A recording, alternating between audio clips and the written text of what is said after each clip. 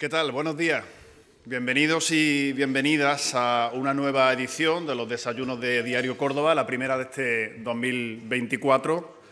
Por cierto, la primera comparecencia pública del nuevo rector de la Universidad Loyola, Fabio Gómez Ester. Bienvenido.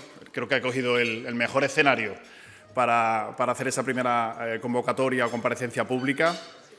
En el momento justo en el que va a comenzar el segundo semestre de clases en la Universidad Loyola, el segundo semestre de docencia, que va en paralelo a toda la actividad investigadora de esta universidad, que vive también este año, un año muy importante, con grandes retos y con importantes novedades.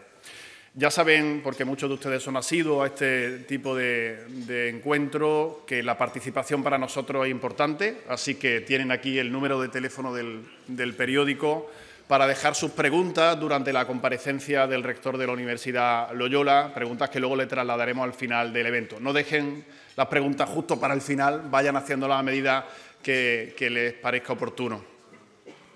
Va a presentar al rector de la Universidad Loyola, que impartirá una conferencia titulada «El análisis de datos en la gestión universitaria», el vicerrector de Docencia e Internacionalización de la Universidad Loyola, Javier No Sánchez. Adelante.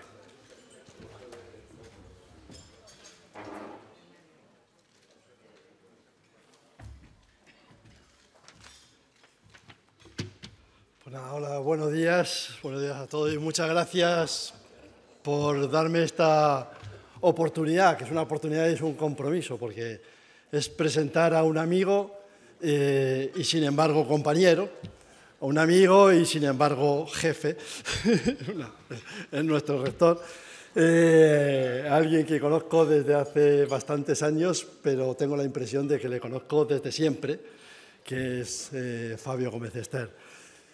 Él nació como 11 años más tarde que yo, o sea que un chavalín prácticamente, pero aquí lo tenemos de rector. Nació 11 años más tarde que yo y 10 años más tarde ya había hecho muchas más cosas. Ya tenía el triple de currículo a sus 10 años que yo tenía a mis 21 por lo menos. Es, entre otras cosas, en el buen sentido de la palabra, hiperactivo. No tiene pereza para nada y constantemente tiene que estar llenando el tiempo, aprovechándolo y haciendo cosas. Y eso, pues como esta situación también, abruma un poco, pero bueno. Fabio es ahora nuestro rector en la Universidad Loyola. Él es ingeniero, él es doctor en sistemas de control, que lo explica muy bien lo que es, otra cosa es que lo entendamos los demás, pero él lo explica bien. Y además es economista, algo que estudió mientras era director de la Escuela de Ingeniería, que en 10 años pasó de 0 a 100, de no existir a ser una de las escuelas de ingeniería de referencia. Pero en ese tiempo libre que tiene, extrañamente, y en el que además de tocar el piano y hacer otras cosas, puede estudiar la carrera de Economía por la London School of Economics, extrañamente, sus días de 48 horas hacen que tenga el currículo, que ni siquiera voy a dar más que pinceladas en su carrera. Tiene una brillante carrera académica, pero además él trabajó en la industria. No trabajó de cualquier manera, trabajó en Abengoa, trabajó en France Telecom, hizo proyectos internacionales, es decir, trabajó a ese nivel de las personas que aprovechan el tiempo. Y en 1998 es cuando se une al mundo académico. Cuando yo he visto esta cifra, porque claro, yo le he conocido hace 11 años, pero cuando yo he visto esta cifra de 1998, he dicho... Siempre dice que me incorporé tarde al mundo académico. Claro, a esa velocidad, 26 años por lo visto es tarde para él. Se incorporó tarde al mundo académico en la École francesa Supélec. Y después en el Departamento de Ingeniería de Sistemas y Automática de la Universidad de Sevilla, que llegó a dirigir. Era el director del departamento cuando se incorporó con nosotros a la Universidad Loyola. Cuando él llega a la Universidad Loyola Andalucía, los estudios de ingeniería iban a comenzar, si no recuerdo mal, en 2 o 3 meses. Llegó como en junio o julio del año 2013 y en septiembre comenzábamos las clases. Es la velocidad, aquí tenemos a nuestro rector, esa es la velocidad normal de la Universidad de Loyola Andalucía, de todas formas. O sea, más o menos las cosas van a este ritmo. Y ha mantenido una actividad relevante internacional, sobre todo en algo que a mí me sorprendió mucho cuando yo le conocí, y es que venía con un proyecto bajo la mano que en aquel momento se llamaba Google. Un nombre muy extraño. Todos conocíamos Google, pero no Google. El Google resulta que, dado que estaba en el departamento que acabamos de decir y tenían muchísimos alumnos en la Escuela de Ingeniería de la Universidad de Sevilla, se le ocurre que podía aportar un sistema automático de corrección de ejercicios para poder hacer evaluación continua. Y con eso llegó a dirigir la sección española de innovación educativa en ingeniería. Ya digo, mientras iba montando una escuela, mientras iba haciendo algunas cosillas. Cuando empieza a estudiar ingeniería, voy para atrás y para adelante, que ya estamos acostumbrados con las series, cuando empieza a estudiar ingeniería, hablaba ya francés, como hemos visto, hablaba inglés y hablaba alemán. Y por eso trabajó en Francia, estuvo viviendo 1 año, si no recuerdo mal, en Irlanda.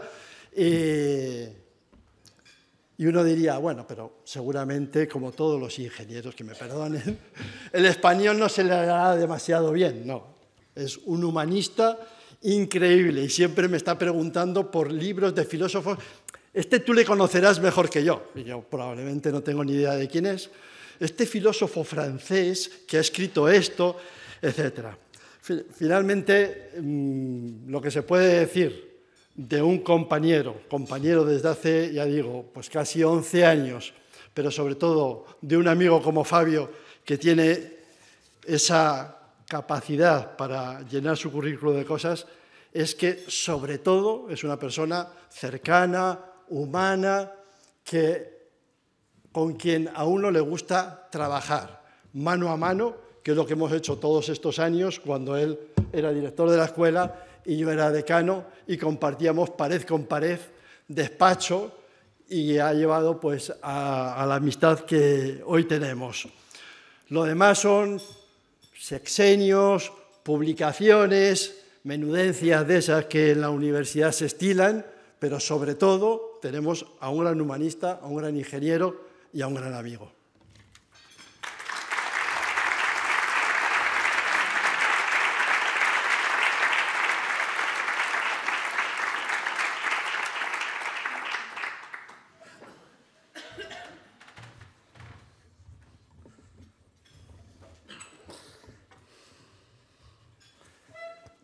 Bueno, pues si ya abrumaba de por sí, solo faltaba que un amigo pues, nos demostrara lo que da de sí la amistad. Así que muchas gracias, Javier. Y comienzo pues, saludando y agradeciendo a todas las autoridades civiles, militares, académicas y empresariales presentes, y por supuesto al Diario de Córdoba, y así como al resto de asistentes a estas charlas, que da inicio en 2024 a los desayunos del Diario de Córdoba. Desayunos que organiza cada año y con los que venimos colaborando hace tiempo. En este foro se abordan todo tipo de temas de interés local, provincial, autonómico, nacional y hasta mundial, con lo que podemos decir que desde Córdoba, donde TEA fue el germen de la Universidad de Loyola, se generan ideas y debates que traen a la actualidad todo tipo de cuestiones. Hoy me van a permitir abordar brevemente el impacto de la ciencia de los datos en la gestión universitaria. Aunque antes de meterme de lleno en este tema, y dado que ya me han presentado, voy a dedicar unos minutos a comentar dónde nos encontramos en nuestro desarrollo como universidad en este momento. ¿Dónde tengo?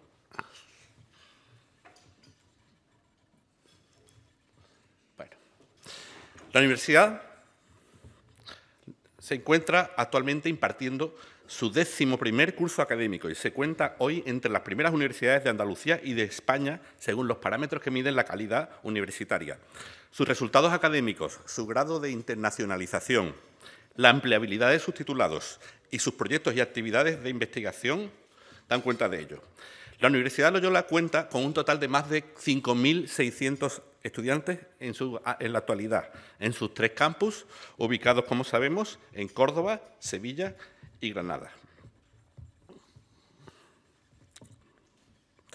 Nuestra misión sigue siendo la de crear pensamiento para el mejor y mayor servicio de la humanidad, formando hombres y mujeres para los demás, según el modelo pedagógico de las universidades y centros de educación superior jesuitas. Nuestros valores como institución universitaria son la excelencia, la diversidad y la integración, la innovación y la creatividad, el servicio a los demás y la sociedad. Además, el respeto, la tolerancia, la solidaridad y el diálogo, por supuesto. Actualmente, Loyola ofrece la posibilidad de cursar más de 90 titulaciones, sí señores, no, en 10 años solo. Una amplia gama de estudios, dobles grados y diplomas de especialización en las áreas de Administración y Dirección de Empresas, Economía, Comunicación, Criminología, Derecho, Educación, Ingeniería, Psicología, Relaciones Internacionales, Teología, Artes y Ciencias de la Salud. En este ámbito se incluyen las últimas 2 titulaciones que hemos puesto en marcha, Enfermería y Medicina, cumpliendo con holgura todos los requisitos legales requeridos por las diferentes instituciones, hasta que fue aprobada por el Parlamento andaluz, y administraciones involucradas en su implantación. ¿Vale? En estos detalles tampoco quiero aburrirles. Nuestra Escuela de Liderazgo, Loyola Másteres, ofrece numerosos programas de formación de posgrado, programas de doctorado y formación ejecutiva. La Universidad Loyola desarrolla una amplia labor investigadora en estos campos y tiene una fuerte presencia social, especialmente en las ciudades donde tiene sedes e instalaciones. Asimismo, nuestra universidad forma parte de una red mundial jesuita de más de 190 instituciones de educación superior. Perdón, estamos aquí. Creo que hemos dado un salto hacia adelante y tenemos que retroceder. Vale, perfecto. Perfecto. Bien, estamos en una red mundial de instituciones de educación superior de más de 190 instituciones que pertenecen a la Compañía de Jesús. Estas instituciones tienen un prestigio inequívoco. Universidades como Georgetown, como Boston College, como la Universidad de San Francisco son nuestras hermanas en este proyecto. Además, mantenemos más de 250 acuerdos de asociación con otras universidades en todo el mundo, así como más de 450 programas internacionales de intercambio de estudiantes y algunos grados dobles con universidades norteamericanas, algo muy poco común en nuestra comunidad. Y pertenecemos a diversas redes internacionales, como algunas de las que aparecen aquí. Por ejemplo, la Asociación Internacional de Escuelas de Negocios Jesuitas, de la que hicimos un congreso hace un par de años, la Asociación Internacional de Escuelas de Ingeniería Jesuitas, la Kirchen Network, que es una red europea de universidades, y las que aparecen en la pantalla. Mantenemos, además, nuestro objetivo de convertirnos en una de las universidades de mayor producción científica de nuestro entorno, en los ámbitos de ciencias sociales y de tecnología aplicada al desarrollo social.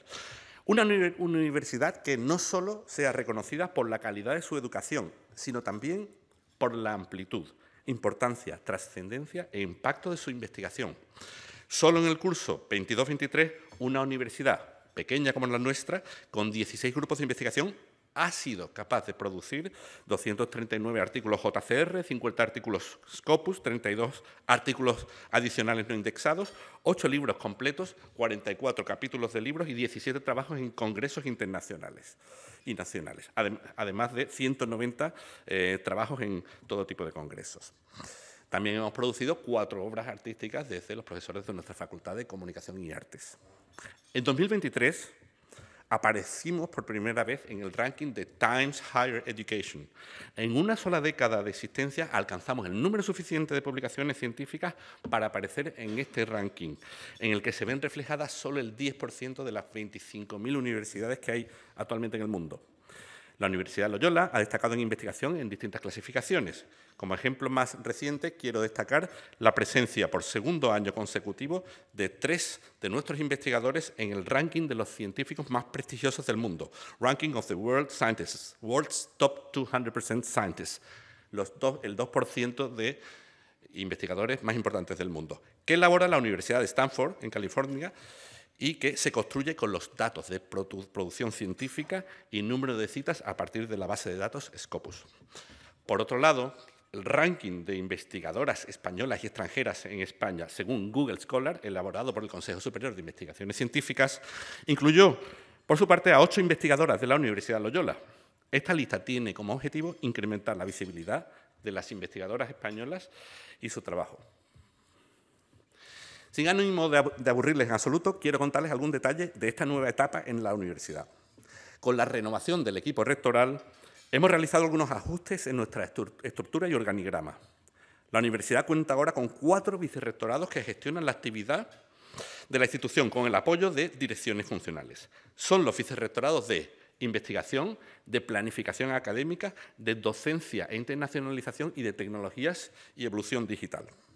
Al frente de los mismos están Mercedes Torres, que está aquí con nosotros, Francisco Montero, Javier No, que nos ha presentado, y Luisa Parodi. Estos nombramientos se han acompañado de otros para completar la estructura actual y, por supuesto, renovar los cargos porque los tiempos ya lo exigían. El cambio organizacional que estamos acometiendo responde ¿a qué? A la madurez y el tamaño alcanzados hoy por la universidad. Y sus aspectos operativos apuntan a una serie de mejoras en la consolidación y la coordinación internas, al tiempo que se agilizan los procesos de toma de decisiones. Ya somos grandes y tenemos que luchar por no hacernos pesados. Y se optimiza la experiencia del estudiante en todos sus aspectos. De ahí que se haya concebido un nuevo vicerrectorado específico para la docencia, incluyendo metodologías, innovación docente y experiencia del estudiante. Bueno, pues todo esto se logra en el marco de una visión convencida de que la evolución digital será la palanca que lance la Universidad de Loyola al siguiente nivel. Ante ustedes tienen, ya saben, un ingeniero de telecomunicación y economista que está convencido de ello. Y en esa evolución digital incluimos el modelado, la optimización y la optimización y la automatización de los procesos de gestión, la digitalización del espacio colaborativo, la integración de las bases de datos, la sensorización de los edificios, la toma de decisiones basadas en datos y evidencias, optimización numérica aplicada a la planificación académica, algo hablaremos de esto ahora, estimación de parámetros, predicción de éxito académico y, finalmente, incluso el uso de los modelos generativos del lenguaje como ChatGPT, que ahora están tanto de moda. Eso sí, allí donde no se pueda considerar, como sería en este foro, una falta de respeto hacia la audiencia. O sea, aquí no hemos generado nada automáticamente. Es por esta faceta por la que me he sentido animado a enfocar la charla en este sentido. Estos cambios supondrán mejoras de todo tipo en nuestro funcionamiento y deben servir para reforzar nuestra reputación de una universidad moderna y de calidad, plenamente enfocada a que sus estudiantes ayuden a superar los retos que la humanidad ya está enfrentando. Pero no solo nos preocupa la eficiencia. Es conocido y obligado el compromiso social de la universidad, pues somos entidad de iniciativa social de la Compañía de Jesús con clara vocación de servicio. Es decir, no meramente un ente privado como a veces se nos suele referir. Cabe destacar la labor de la Fundación ETEA, tenemos aquí a su director, José Manuel Martín, mediante la que hemos ampliado notablemente nuestro impacto en ese caminar con los desfavorecidos. Gracias a la increíble campaña 2023-2024 de proyectos de cooperación y ayuda al desarrollo en Paraguay, Guinea Ecuatorial, iniciamos presencia en África, muy importante, Rumanía, República Dominicana, Centroamérica en su conjunto y con una sede en Honduras en la que ya trabajan 14 profesionales. Actualmente estamos empezando a vincular la nueva Facultad de Ciencias de la Salud también con esta misión, preparando por primera vez una brigada quirúrgica en dicho país para llevarla a cabo este verano con cirujanos oftalmológicos de aquí de Andalucía. También nos hemos hecho cargo de ayudas al estudio y desplazamiento de buena parte de los estudiantes expulsados de la UCA de Nicaragua tras la apropiación sorpresiva por parte de su gobierno. Y en Córdoba trabajamos de la mano del Ayuntamiento y de la Diputación en actuaciones en barrios como Morera, Palmera y Guadalquivir, en gran medida gracias al IMDEC. Estamos colaborando, por supuesto, con el desarrollo empresarial, estamos en un programa para el desarrollo de prácticas en empresas de la ciudad y estamos ampliando una propuesta amplia de colaboración con la Diputación en áreas de gestión de agua, residuos sólidos urbanos, gestión municipal y agricultura sostenible. El mismo día de mi toma de posesión, el pasado 13 de septiembre, inauguramos oficialmente no solo el presente curso académico, sino también el edificio 2 del campus de Sevilla, que acoge el Centro de Simulación Clínica, la farmacia simulada, las salas polivalentes para las titulaciones de artes, salas de estudio, diferentes aulas, espacio para laboratorios y una pequeña sala de exposiciones. Nuestros planes no se centran solo en Sevilla. Ya estamos estudiando cómo potenciar nuestro centro en Granada, que actualmente acoge la Facultad de Teología, y, por supuesto, mantenemos como prioridad continuar fortaleciendo nuestras relaciones históricas con la ciudad de Córdoba, su provincia y sus instituciones y organizaciones que tanto nos ayudaron a crecer cuando aún éramos ETEA. Nuestro compromiso con Córdoba es inquebrantable y, dentro de nuestras posibilidades, tratamos de mantener el apoyo a iniciativas que puedan poner la ciudad en valor, como puede ser el Festival Internacional de las Flores, Flora, o el Encuentro Profesional de Industria 4.0 On Industry, o estos mismos desayunos del Diario de Córdoba, además de otros proyectos de colaboración que mantenemos o estamos estudiando con las instituciones mencionadas y también con el Cabildo de la Mezquita Catedral. Nuestra oferta formativa en Córdoba también se ha ido renovando en función de las necesidades de las empresas y la demanda de los estudiantes. Por lo que respecta a las titulaciones de grado, el año pasado introdujimos la primera titulación de nuestra nueva Facultad de Ciencias de la Salud. Aquí tenemos la oferta de grado. Bien. Y este año ya han comenzado las clases de los 60 estudiantes del grado de Enfermería. Como novedades para el curso que viene se ofrecen ya 3 grados de comunicación y sus dobles, como aparecen ahí, periodismo y medios digitales, publicidad y marketing digital y comunicación audiovisual. Además de los diferentes grados simples y dobles de Administración y Dirección de Empresas y Datos y Analítica de Negocios, como aparece a continuación.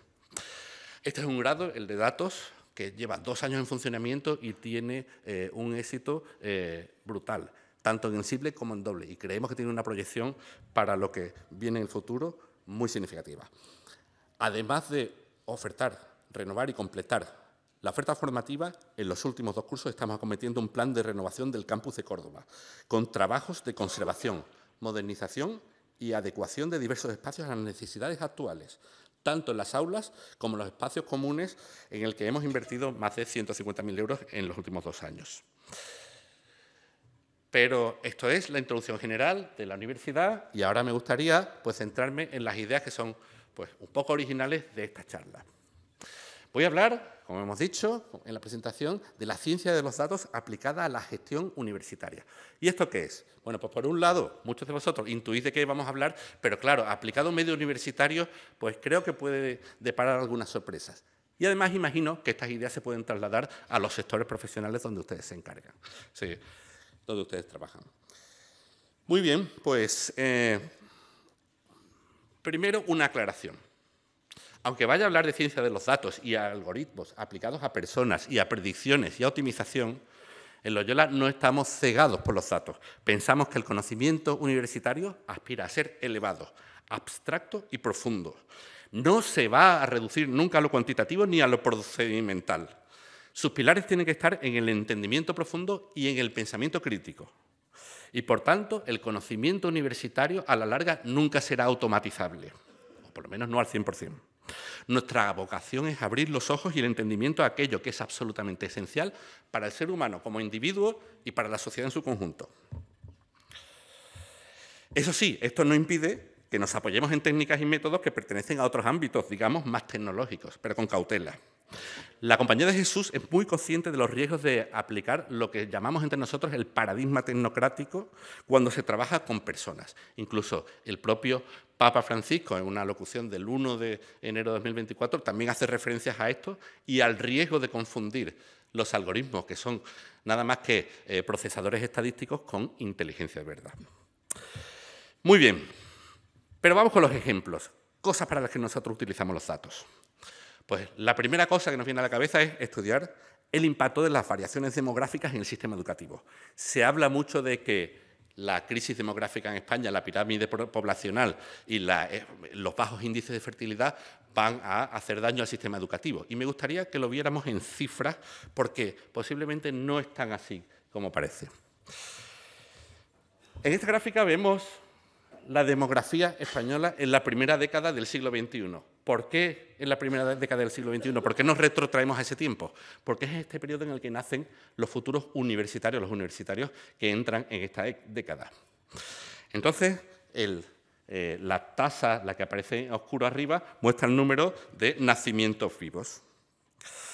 Sucede que el número de hijos por mujer está descendiendo desde 1960 Y desde 1981 está por debajo de la tasa de reposición en España, que sería 2,1, llegando casi al mínimo histórico actual de 1,16. Sin embargo, en 2008 observamos que hay un pico de natalidad propiciado por un pico en la tasa de fertilidad, o sea, en aquel periodo se produce un ascenso. Además, la generación del baby boom, que se extiende a varias décadas, pues está en edad fértil en esta época, entonces hay una gran población de mujeres en la edad adulta que conciben en esta década. De modo que, pese al descenso en el índice de fecundidad en la escala más amplia, tanto la fertilidad como el número de mujeres en edad fértil creció considerablemente, lo cual considera un aumento en los nacimientos netos en nuestro país entre 2000 y 2008. Ese aumento de nacidos en ese tiempo, trasladado 18 años más tarde, que es el momento que entramos en la universidad, se convierte en un aumento en las mismas proporciones en el número de estudiantes que está en edad de entrar en la universidad. ¿Qué sucede cuando es 18 años más tarde de 2008? Pues estamos hablando de 2026, es decir, el pico todavía no ha llegado. El pico demográfico se produce cuando la tasa de nacimientos es máxima, 2008 hemos dicho. Trasladado a la actualidad, tenemos que el pico de acceso a la universidad todavía no se ha producido y no llegará hasta 2026. De hecho, no todos los estudiantes acceden a la universidad exactamente a los 18 años. Hay muchos que hacen primero un ciclo formativo de grado medio superior, hay otros que pasan un año en el extranjero, con lo cual esa gráfica realmente se aplana en el trazo oscuro. Vemos la gráfica estricta, como si todo el mundo cumpliera a los 18 años y se metiera en la universidad, y después vemos una suavizada que lo que hace es retrasar incluso el pico de entrada de estudiantes en la universidad. Pero entonces, ¿la inflexión se produce en 2026 o no? Pues yo eso lo discuto. Vamos a volver a la gráfica de natalidad que teníamos antes. Si el pico demográfico se produce en 2008 y, por tanto, el pico de entrada en la universidad es 2016, vamos a olvidarnos de momento de esos posibles retrasos. ¿Qué sucede? Que a partir de 2026, ¿desciende el número de estudiantes? Sí, desciende con respecto al pico, pero todavía está por encima de lo actual. O sea, que los estudiantes que entran en la universidad van a estar por encima de los niveles actuales hasta 2026, 2027, 2028 y hasta 2030. ¿Vale? Y por último, y todavía más interesante, si nos vamos no tengo aquí la gráfica concreta que lo muestra, pero si nosotros sumamos los estudiantes que entran en la universidad a partir de ahora y vamos sumando año tras año, vemos que el acumulado de estudiantes que entran a la universidad, considerando el ascenso y el posterior descenso, es el equivalente a si se mantuvieran los estudiantes que entran hoy en día en la universidad hasta 2034. Con lo cual, no hay una urgencia de entrada de estudiantes en la universidad. En educación infantil y primaria, ahora mismo sí se están notando las variaciones demográficas, pero en la universidad no. ¿Eso quiere decir que nos debemos relajar? Por supuesto que no. ¿Eso quiere decir que la universidad no va a tener que transformarse? Sí, tenemos 10 años para transformarnos y empezar a ofrecer servicios dentro del esquema tan cacareado de lifelong learning, aprendizaje durante la vida. ¿Pero qué hace falta para eso? Pues hace falta que tengamos flexibilidad para crear programas formativos que sean compatibles con la vida laboral, con la actividad de las empresas y que podamos hacerlos a medida de estas empresas e instituciones. ¿Y para eso qué necesitamos? Pues necesitamos que las administraciones públicas entiendan esta flexibilidad, asuman el dinamismo de las universidades para crear nuevos programas, modificarlos y ajustarlos a la situación, a la realidad social. Y esto ahora mismo no está tan claro porque en general necesitamos unos 2 años para crear un nuevo plan de estudios. Bien. Bueno, y por último, esta gráfica de la población neta, porque claro, si estamos hablando del censo demográfico, todos estamos llegando a la conclusión de que en España la población está decreciendo. Pero eso no es así. De hecho, empezó a decrecer en torno a 2015, pero la llegada de inmigrantes revirtió ese proceso y aunque la tasa de nacimientos y muertes programaría un descenso de la población, sin embargo, a partir de 2015 vuelve a crecer y estamos ya situados en los 48 millones de habitantes. Muy bien, pues dejo este punto concreto y doy un paso a otro aspecto del análisis de datos. Y aquí vamos a hablar de la predicción del éxito académico de los estudiantes. Vamos paso a paso. En 2022-2023 hicimos un estudio anonimizado, sin que llegara ningún estudiante y sin que afectara ningún hecho que podamos considerar privado. Realizamos un estudio consistente en calcular la probabilidad de que un estudiante tenga éxito o no en su primer año en Loyola. Esto para nosotros es muy importante porque tenemos una exigencia para la permanencia en la universidad muy alta. Exigimos que el estudiante supere el 50%, es decir, generalmente 5 asignaturas de las 10 que se matricula en el primer año. Y el salto desde el bachillerato a la universidad, especialmente en determinadas áreas, hace que esto no sea tan fácil. Con lo cual nosotros, en un momento dado, tenemos que tratar con el éxito académico e intentamos que los alumnos alcancen al menos ese mínimo de 5 asignaturas. Lo intentamos, por supuesto, sin hacer ningún tipo de trampa, pero entendiéndolos, adaptándonos al lenguaje que ellos utilizan y haciendo un trabajo de acompañamiento muy intenso. Y para eso nos sirve un algoritmo, nos puede ayudar un algoritmo que pueda predecir ese éxito. Hasta hace algunos años, en las universidades españolas, el éxito del estudiante daba exactamente igual. Yo estudié en una escuela de ingeniería en los años 90 y yo recuerdo haber visto una pared entera llena de calificaciones de un examen de cálculo de 1000 presentados y del orden de 45 aprobados. Y eso no era un signo de preocupación, sino que era un signo de éxito y de orgullo. Entonces, esto ha cambiado radicalmente desde la llegada del espacio de educación, espacio europeo de educación superior y el plan de Bolonia. Bueno, ha cambiado por lo menos los papeles. Hay algunos que quizá todavía se resisten a adaptarse. Ahora, las universidades privadas y públicas somos responsables del éxito de nuestros alumnos. Bien, entonces voy a entrar un poco más ya en el aspecto técnico, pero muy poco técnico, si me permiten. Para predecir el éxito de un estudiante que entra en Loyola, nosotros tenemos que preguntarnos por qué factores influyen en el éxito. Pues nosotros vamos a postular una serie de factores, pero esos factores además es importante que los midamos como números, como cantidades. Y a esos factores son lo que llamamos en esta diapositiva las variables x1, x2, x3 y pudieran haber más. Esas variables podrían ser, por ejemplo, cada uno de estos parámetros que aparecen aquí.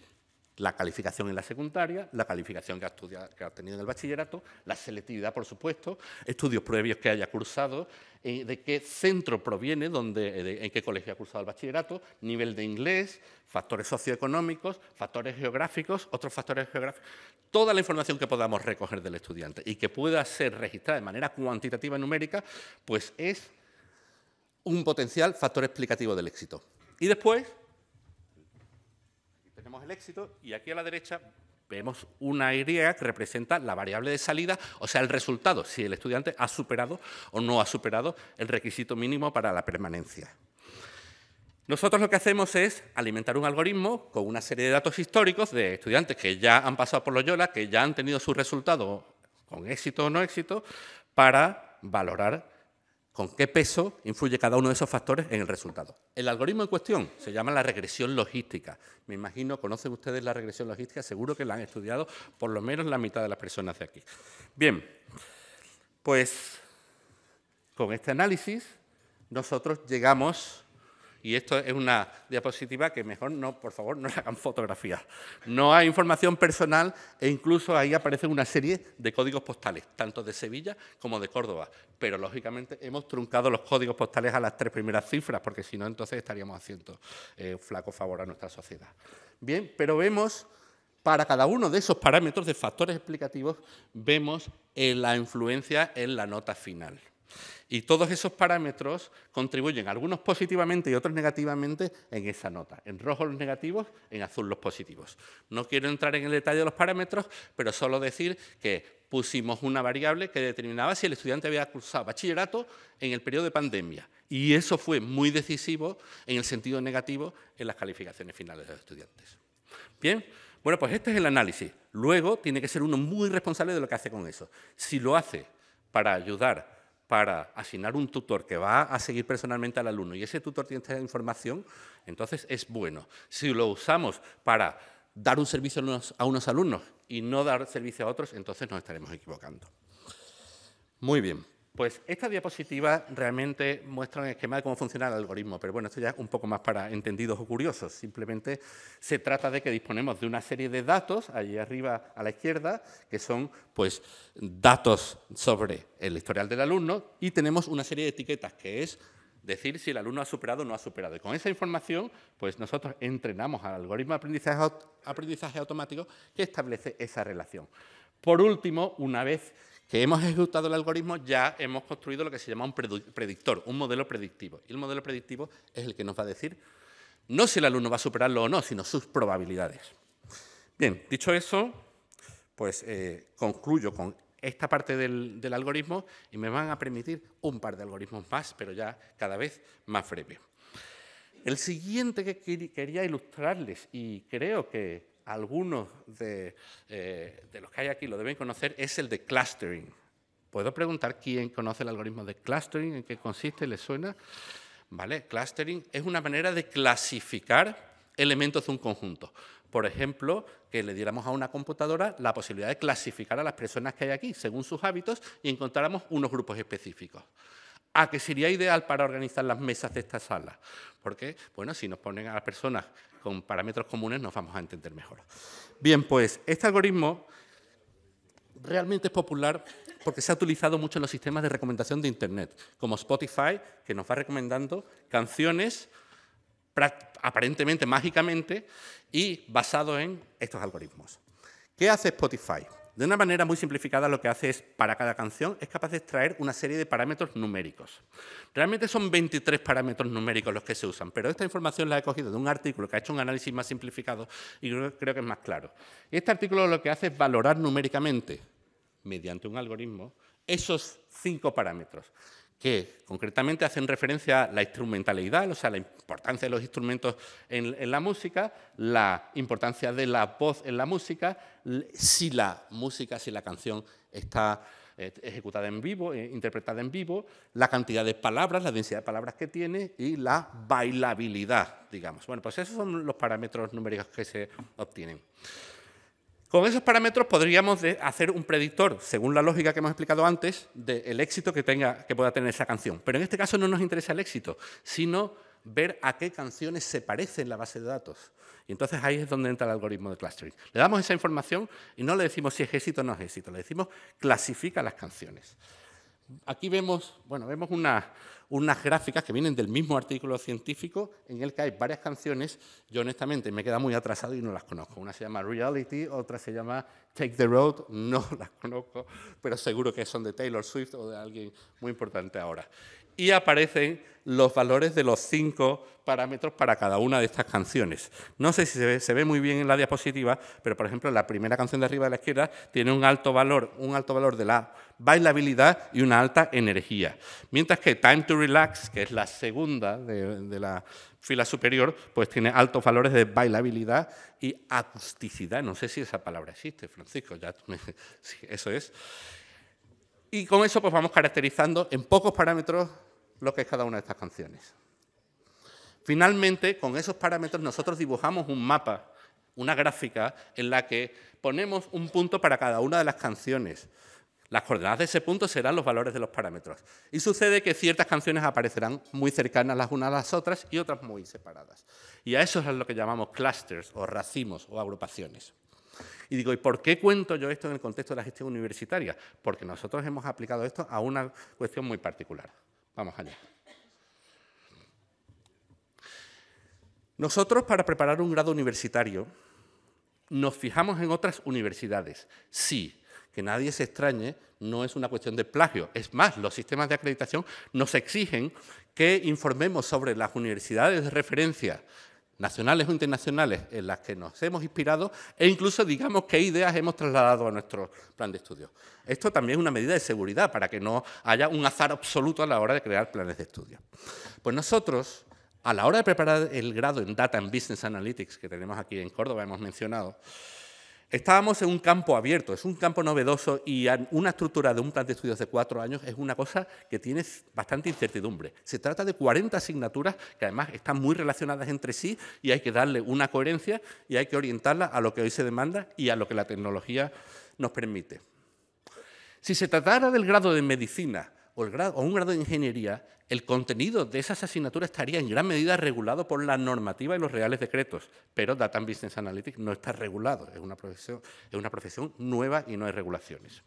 Así que nosotros consultamos en las bases de datos todas las otras universidades que impartían este grado.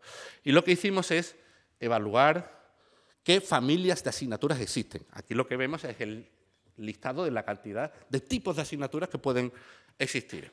Realmente solo una parte de ellas, 12 de ellas, son importantes y significativas, pero aquí las pusimos todas. Y lo que hicimos es contabilizar cuántas asignaturas dentro de cada plan de estudios pertenecen a cada una de estas categorías. De modo que de pronto tenemos una serie de números, que es cuántas asignaturas hay, asociados a cada uno de los planes de estudio. Entonces, ¿qué pasa a continuación? Pues que, de nuevo, tenemos un mapa de los planes de estudio de Data Business Analytics en diferentes universidades.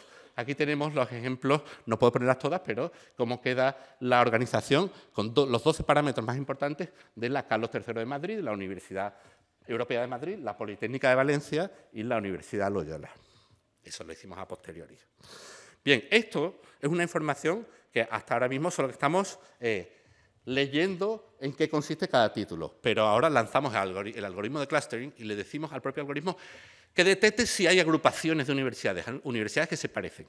Y el algoritmo dio un resultado clarísimo, clarísimo. Hay dos tipos de títulos de Data and Business Analytics. Uno con orientación muy técnica, muy basado en la energía, en la tecnología, en la programación, en la matemática, y otro muy orientado a la empresa, con mucha orientación a la microeconomía, mucha orientación a la visualización de datos, mucha orientación a la comunicación. Y vemos aquí algunos ejemplos de universidades que se centran en un tipo o en otro. Y además parece razonable, ¿eh? No es extraño pensar que la Politécnica de Valencia pues, va a tener un título mucho más orientado a la ingeniería, mientras que la Francisco de Vitoria o la Pontificia de Comillas está más cercano a la empresa. Nosotros, de todas maneras, no nos clasificamos y no queremos etiquetas. Tenemos titulaciones muy técnicas y titulaciones muy sociales. En este caso, optamos por una posición intermedia. Muy bien, pues este es el tercer punto que vimos que quería enseñaros. Y el siguiente, como vamos de tiempo, ya me va quedando poco, creo que voy a ser breve, no, seguro. Vamos a hablar un poquito de optimización. Optimización yo creo que todo el mundo sabe perfectamente lo que es. Optimizar es tomar unas decisiones respecto a un proceso de manera que el resultado de ese proceso sea mejor que ninguna de las alternativas que podríamos haber tomado a esas decisiones. Optimizar se hace con un ordenador, hoy en día es una cosa muy común, se estudia en numerosísimas titulaciones universitarias y se puso muy de moda en la época de la Operations Research, ¿no? La investigación de operaciones de Estados Unidos. ¿Qué sucede? Que la optimización ha explotado en los últimos 10 años porque la capacidad de cómputo ha explotado en los últimos 10 años y problemas que antes no nos imaginábamos que podrían ser objeto de optimización, pues ahora lo son. Por ejemplo, y aquí pongo este modelo muy simplificado de lo que es una red neuronal, que es lo que hay dentro de los modelos de lenguaje como ChatGPT. ChatGPT no es más que un diagrama como el que aparece ahí, en el que cada uno de esos círculos es una operación matemática muy sencilla, realmente una suma. Y el resultado de esas operaciones son las flechas que salen de los círculos que a su vez son entradas a otros círculos que vuelven a procesar esa información. Así que hay una entrada de datos, un procesado que sale, vuelve a entrar en otro sitio y sale, y así todo está interconectado. La cuestión es que esto parece que no sirve para nada, pero si se le entrena con los datos suficientes es capaz de aprenderlo todo y es capaz de aprender a hablar con lenguaje natural. Lo sorprendente es que el aprendizaje se queda almacenado en los pesos, en unos coeficientes que vienen asociados a cada una de esas flechas. Mientras más flechas, mientras más pesos haya, más compleja es la red neuronal. Lo sorprendente es que las redes neuronales de hoy en día tienen del orden de 175.000 millones de flechas de este tipo, o sea, de coeficientes. Y todos esos hay que ajustarlos mediante un proceso de entrenamiento. Y sucede que un proceso de entrenamiento no es más que un proceso de optimización. Entonces, gracias al desarrollo de estas redes, la optimización ha llevado a tener 2 o 3 variables de decisión, a tener miles de millones. Y podemos hacerlo, podemos estar con ellos. Con lo cual, antes, muchos problemas que se resolvían de manera intuitiva, ahora se resuelven mediante optimización numérica. Bueno, nosotros aquí lo que hemos hecho un modelo matemático de optimización numérica, por supuesto no voy a explicar lo que significan esas matrices, pero es un modelo para la planificación de una serie de exámenes en la universidad que tienen que celebrarse con la enorme complejidad que hay, y eso Paco Martínez Tudillo está por aquí, la enorme complejidad que hay por el hecho de que 2 exámenes no se pueden poner en el mismo día al mismo alumno, pero es que el mismo alumno Eso es muy difícil de definir porque una asignatura puede estar compartida entre 2 titulaciones, por ser titulación doble, pero a su vez esas titulaciones tienen compartición con otro y al final es una red conectadísima que mentalmente no se puede hacer. Sin embargo, como un problema de optimización numérica, donde hay pues, del orden de 3.000 variables de decisión, pues nosotros conseguimos, esto es una imagen simplemente del resultado final, no voy a entrar en los detalles del algoritmo, pero conseguimos que en una planificación que inicialmente habíamos dado de 25 días para organizar todos los exámenes de un grupo de titulaciones, pues el algoritmo es capaz de comprimirlo y salvar 9 días. Y aún así, todos los exámenes, que son esos puntos que aparecen, bueno, las columnas representan los exámenes y las filas representarían las fechas. Pues el ordenador es capaz de conectar todos estos exámenes respetando todas las conexiones entre títulos y asegurándose de que no hay 2 exámenes en el mismo día, de que no hay 2 exámenes en el mismo día en años consecutivos para los repetidores y una serie de consideraciones, todas pensadas en el bienestar del estudiante. Bien, pues esto es un ejemplo de optimización también. Y a mí me gusta simplemente señalar por qué estamos empeñados en usar algoritmos nosotros y desarrollarlos nosotros. Bueno, primero porque es una universidad que tiene un departamento con ingenieros, investigadores en estos temas, pero también porque pese a que hay muchos productos comerciales capaces de hacer optimización, capaces de hacer clustering, capaces de hacer predicción, yo creo que esto es un tema radicalmente vivo, que cada día uno se va encontrando con las dificultades, con las características, con los factores decisivos, con las hipótesis. Eso va cambiando. Entonces, nosotros creemos que es mejor usar la programación directa. Así, el problema que nosotros resolvemos no tiene una forma fija. Podemos añadir restricciones y objetivos. Además, programándolo directamente, se saca más partido a la mejora en la tecnología disponible. Por ejemplo, nuevas tarjetas gráficas. Hacer este trabajo in-house nos da mucha más información útil que meramente el resultado del algoritmo. Estamos aprendiendo muchísimo sobre los estudiantes. El desarrollo de código antes era muy caro, pero con el apoyo de la inteligencia artificial se están reduciendo los tiempos y los costes del desarrollo de código, con lo cual lo que antes subcontratábamos externamente, ahora lo podemos hacer con mucha facilidad. Y por último, pues se reducen los costes y las rigideces en suscripción de software externo. No sé si queda claro esta idea, pero a mí me parecía importante ponerla aquí en el debate. Muy bien, visto esto, ya estoy totalmente obligado, y este es el ultimísimo algoritmo, pero ni siquiera es un algoritmo, estoy obligado a hacer una referencia al uso de ChatGPT en la gestión universitaria. Y entonces, de las muchas cosas que se pueden hacer, pues a nosotros se nos ocurrió la siguiente, que es, esto sería el prompt, o sea, el texto que le ponemos a ChatGPT, me imagino que todo el mundo lo ha utilizado. Primero, nosotros utilizamos la versión GPT-4, la versión de pago, porque es muchísimo más potente. Hay unos artículos que lo analizan, que la versión gratuita, y además es mucho más raro que se produzcan las conocidas alucinaciones. A la versión de ChatGPT-4 le propusimos la siguiente cuestión. Queremos saber de una lista de títulos universitarios, y ya hemos hablado de cerca de 90, o sea, es una barbaridad. Danos una pista sobre la empleabilidad actual que tienen. Danos una pista sobre los riesgos de ser automatizados que tienen en la actualidad y haz el mismo análisis para dentro de 10 años. O sea, para una serie de títulos, dinos si tienen riesgo de ser automatizados ahora, si tienen riesgo de ser automatizados en el futuro y valóralos con una puntuación del 1 al 10.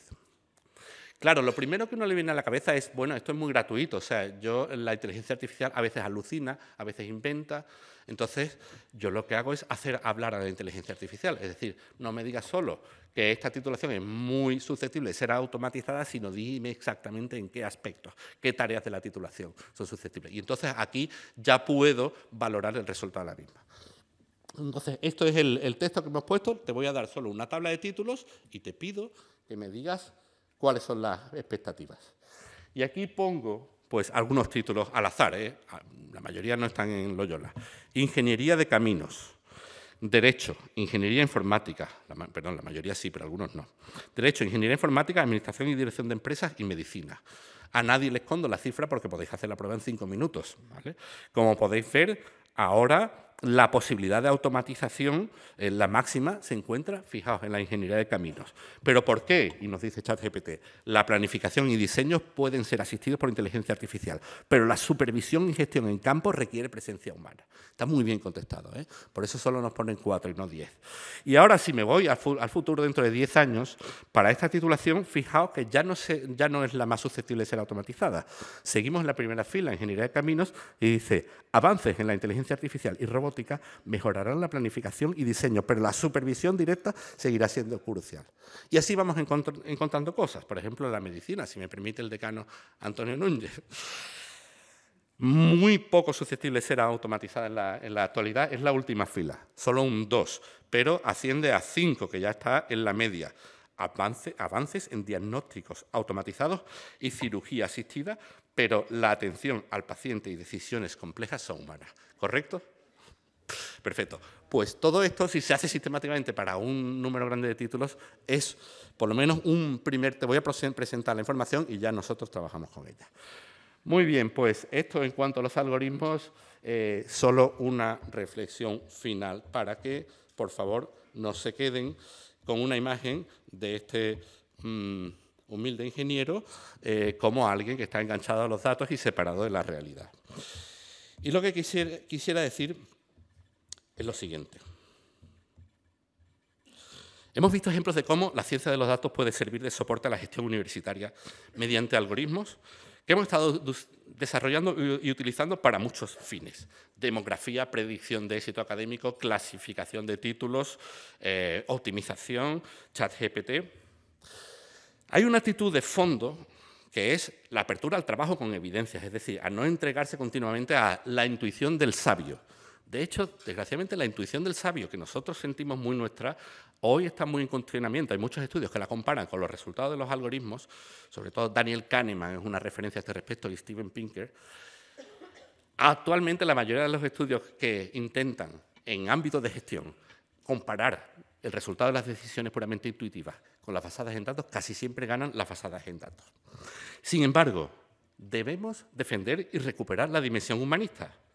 Es decir, debemos de huir de lo que habíamos dicho antes, del paradigma tecnocrático. Si nos entregamos exclusivamente a los datos, a lo mejor somos más precisos, pero las libertades presentes y futuras se pueden ver amenazadas y atrapadas por los algoritmos, tanto por las predicciones como por los resultados de la optimización. El Papa Francisco, en el discurso del 1 de enero, antes mencioné, del 1 de enero de 2024, llama a hacer el esfuerzo consciente de no caer en el error de confundir los resultados de una fría predicción estadística, pues esto es un modelo de lenguaje de inteligencia artificial, con la capacidad de entendimiento, que al menos hoy en día es una cualidad exclusivamente humana. No debemos obedecer a una entidad que toma decisiones sin tener la menor idea de lo que son la responsabilidad, la reputación, la empatía, la solidaridad, el sentimiento y el dolor. Así que por mucho que se imponga una racionalidad de manera creciente en el trabajo científico, y cada vez tenemos que ser más racionales, lo que no debemos caer es en el mero racionalismo. Y aquí me permito resumir en una tabla algo que todos conocemos. La racionalidad yo creo que es un imperativo que nos obliga a estar siempre abiertos a, cuando haya una evidencia, reconocerla. El racionalismo es una corriente filosófica que ya se agotó hace bastante tiempo. Descartes, y bueno, incluso Newton en el origen, aspiraban a entender toda la naturaleza y toda la sociedad mediante racionalidad, mecanicismo y todo eso. Y eso fue cayendo uno tras de otro con Hume, que decía que un conjunto de oraciones del tipo ser nunca puede llevar a una conclusión del tipo debe ser. Y con Herbert Simon, que habló de la racionalidad acotada en las decisiones, siempre trabajamos con racionalidad limitada. Y entonces debemos dejar de creer que el racionalismo, que la razón, nos va a resolver todos nuestros problemas. ¿Vale? Entonces yo entiendo que la racionalidad está en auge, mientras que el racionalismo está en cierto declive. Con eso, pues lo que pensamos es que la Universidad de Loyola aspira, más que formar a técnicos que reproduzcan lo que los algoritmos digan, a formar hombres y mujeres con vocación de servicio a la sociedad, no meramente ejecutores de estrategias de optimización, con conciencia crítica, capaz de ver el trasfondo y la lógica profunda de la realidad, con ideales, valores y preferencias que llegan allí donde la racionalidad se agota. Eso es todo. Muchas gracias.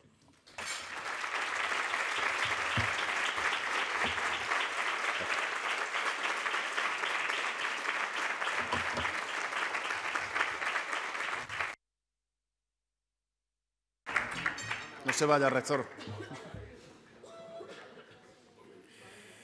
Bueno, muchísimas gracias por la intervención. Me alegra que ChatGPT piense que la automatización requiere también de personas en los campus.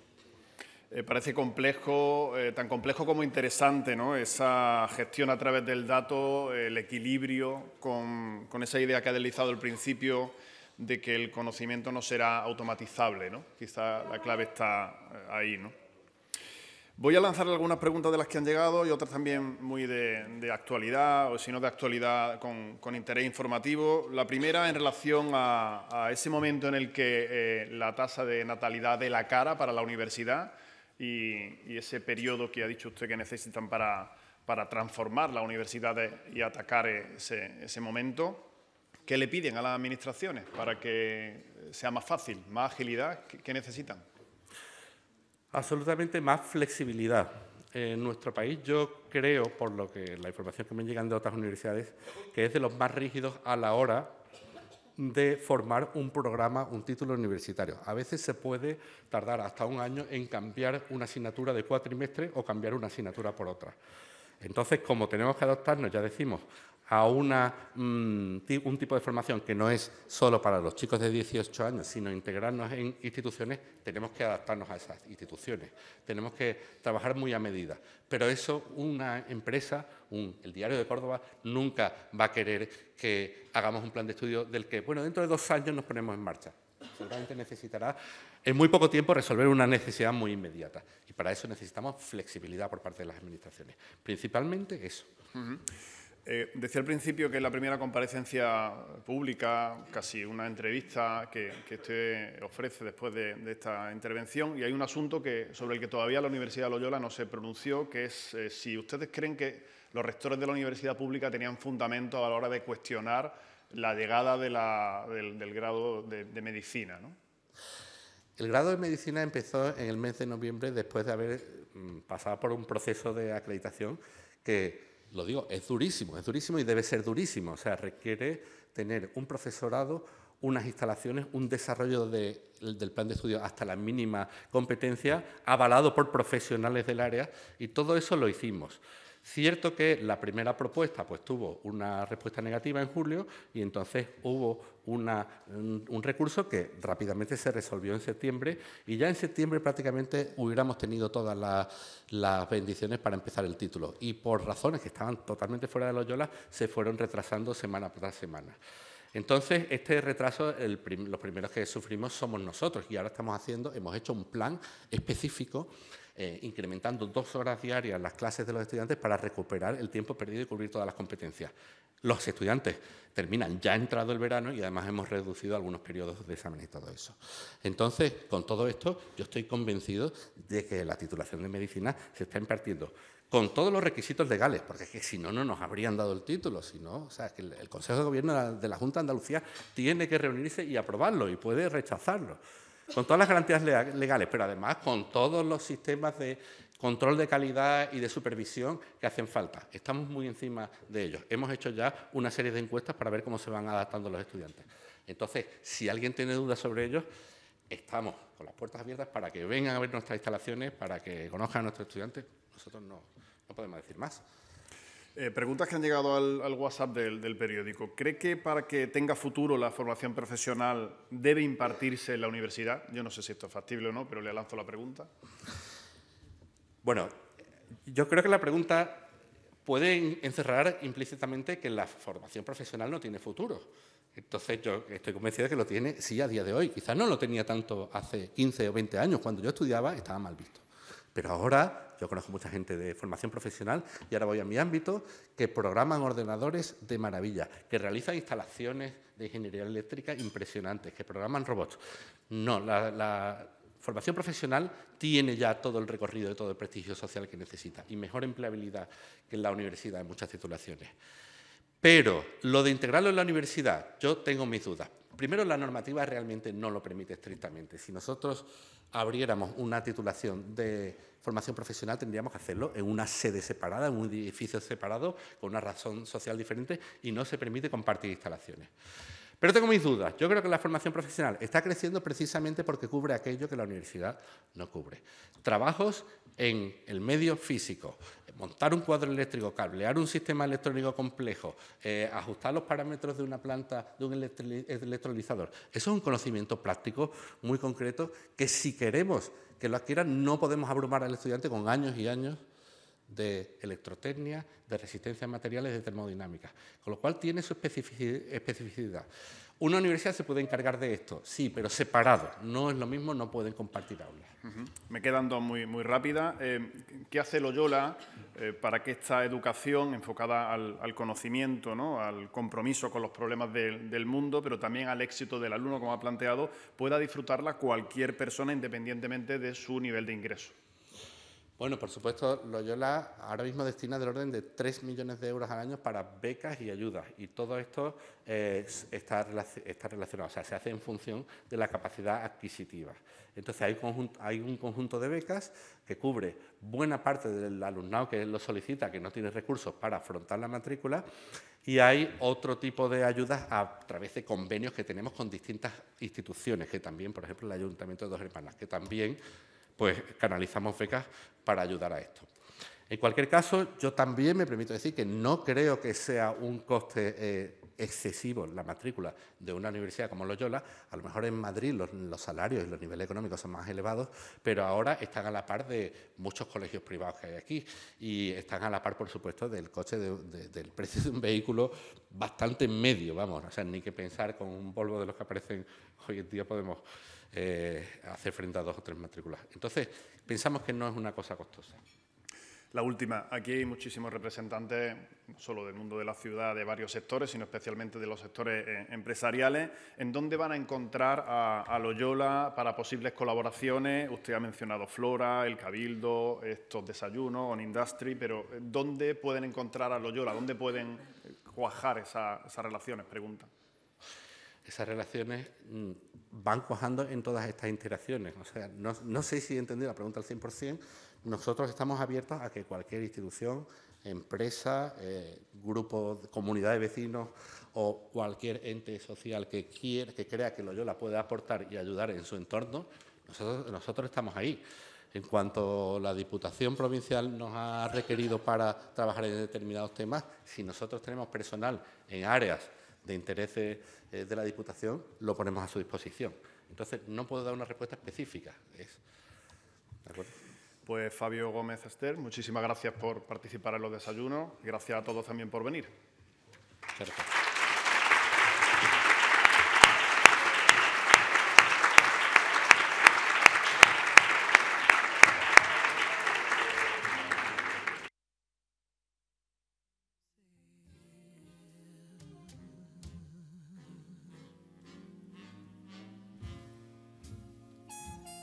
Let the poets pipe of love